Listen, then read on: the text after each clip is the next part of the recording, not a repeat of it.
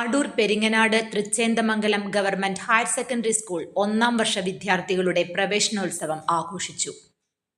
രക്ഷകർത്താക്കളും കുട്ടികളും പങ്കെടുത്ത യോഗം ജില്ലാ പഞ്ചായത്ത് അംഗം ശ്രീനാദേവി കുഞ്ഞമ്മ ഉദ്ഘാടനം ചെയ്തു. ഗ്രാമപഞ്ചായത്ത് അംഗം ലതാ ശശി അധ്യക്ഷയായിരുന്നു.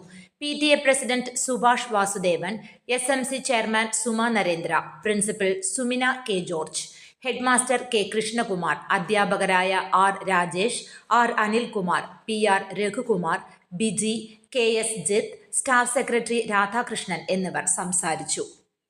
കഴിഞ്ഞ വർഷം ഉന്നത വിജയം നേടിയ വിദ്യാർത്ഥികളെ ആദരിച്ചു.